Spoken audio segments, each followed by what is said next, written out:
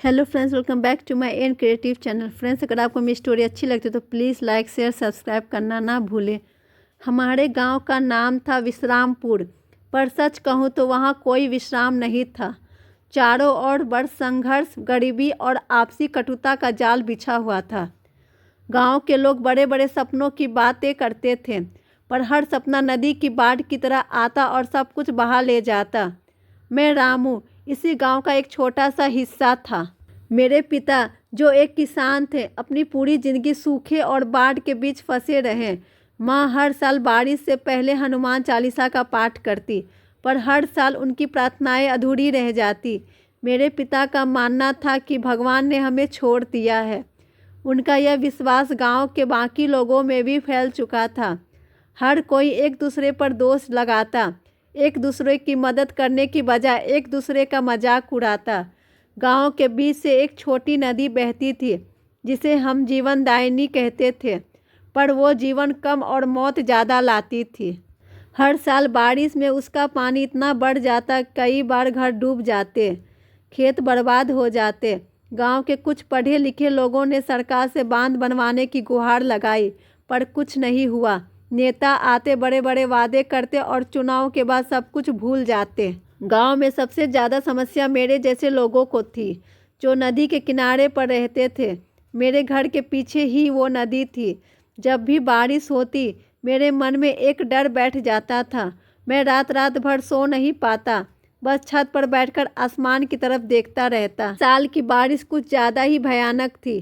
पहले 3 दिन लगातार मूसलाधार बारिश हुई। गांव में पानी भरने लगा। मैंने अपनी माँ और पिताजी से कहा कि हमें कहीं और चले जाना चाहिए, पर वो कहाँ जाते। गांव में कोई किसी की मदद नहीं करता था।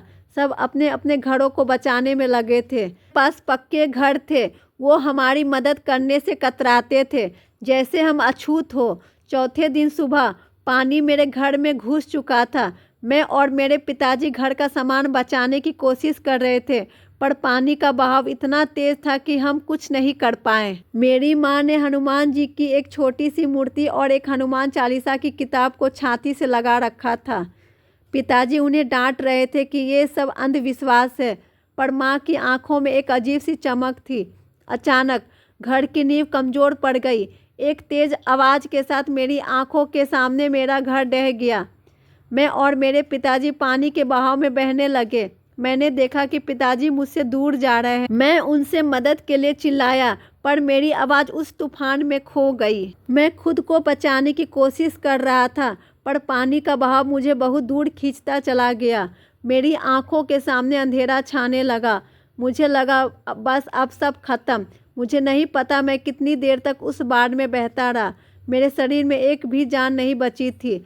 चारों ओर सिर्फ पानी की आवाज़ थी और मेरे दिमाग में पिताजी की अंतिम झलक। मुझे लगा मैंने उन्हें खो दिया। मैं बहता गया और अंततः बेहोश हो गया। जब मेरी आंख खुली तो मेरे शरीर में अजीब सी सिहरन दौड़ गई।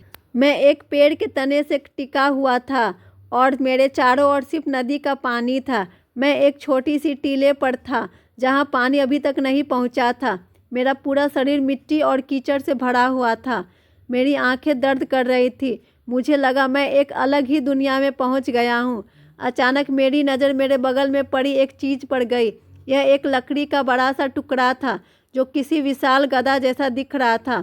उस पर कुछ मंदिर के स्तंभों पर ही की गई सुंदर कलाकारी सबका मन मोह लेती है, जो एक हनुमान जी की मूर्ति जैसी लग रही थी।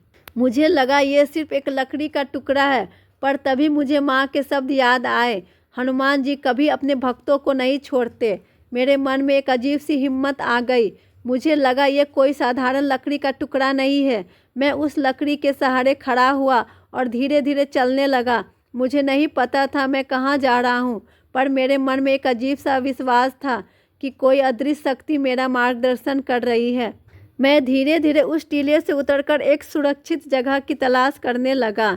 मेरे पैरों में दर्द था, पर मैं रुक नहीं सकता था। मैंने अपनी सारी ताकत लगाकर चलना शुरू किया। मैं चलता रहा कई घंटों तक।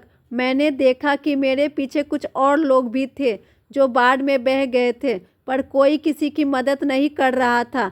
सब अपने अपने रास्ते पर चल रहे थे। मुझे लगा क्या मैं भी उसी समाज का हिस्सा बन गया हूँ? क्या मैं भी अब सिर्फ अपने बारे में सोच रहा हूँ? मेरे मन में एक गहरा दर्द था। मुझे अपने पिताजी और माँ की चिंता सता रही थी। क्या वे ठीक होंगे? क्या मैं उन्हें फिर से देख पाऊँगा? तभी मुझे उस लकड़ी के टुकड़े पर फिर से नज़र पड़ी। मुझे लगा हनुमान जी ने मुझे सिर्फ बचाया नहीं है, बल्कि मुझे एक संदेश दिया है। उन्होंने मुझे एक हथियार दिया है, पर वो हथियार युद्ध के लिए नहीं, बल्कि दूसरों की मदद के लिए है। मेरे अंदर एक बदलाव आया। मैंने पीछे मुड़कर देखा, वहाँ एक बूढ़ा आदमी था जो एक पेड़ की टहनी पकड़कर लटक रहा था। वह मदद के लिए चिल्ला रहा था, पर कोई नहीं सुन रहा था। मुझे लगा अगर मैं उसकी मदद नहीं करूँगा तो मेरा बचना व्यर्थ है।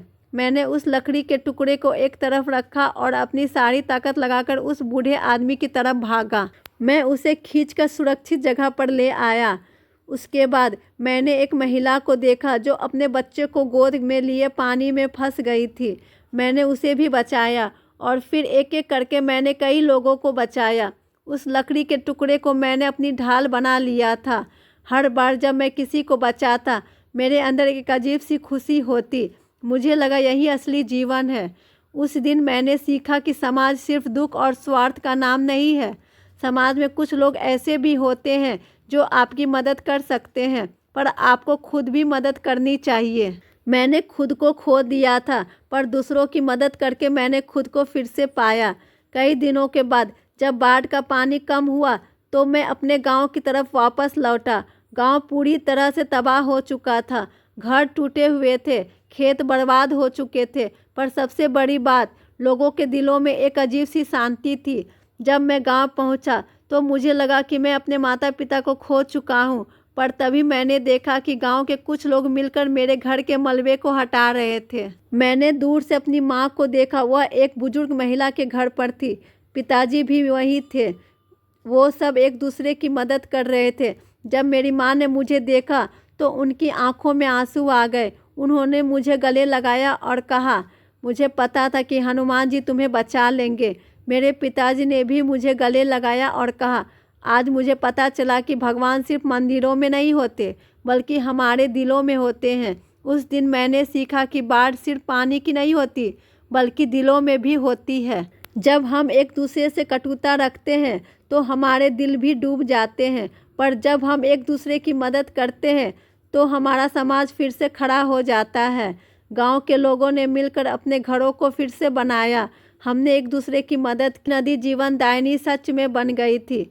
हमने मिलकर एक बांध बनाने का फैसला किया और इस बार सरकार की मदद का इंतजार नहीं किया। हम सब ने मिलकर काम किया जैसे हम एक परिवार हो।